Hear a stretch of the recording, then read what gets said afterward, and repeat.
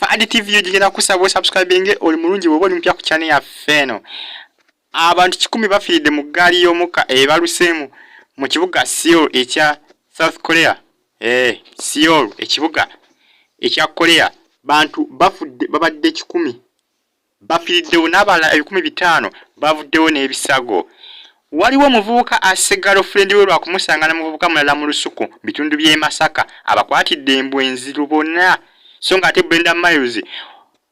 Waliwo mami avuddeyo n'omusajja muwarabu agambe nti agenda kulabirira olubuto lwe era akkiriza okubanga kitawe w'oyo omwana.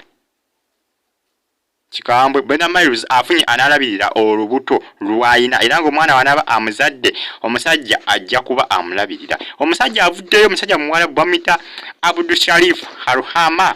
Ono musajja mukuru aina kampuni ekola byakuwewunda mu Dubai. Musajja nagagga ono avudde nategeza nga bagenda okulabirira olubuto lwa Brenda Miles malaya nekolya jange etundira mu Dubai.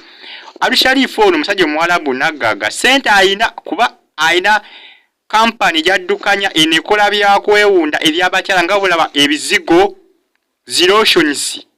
Kampuni eri mu Dubai.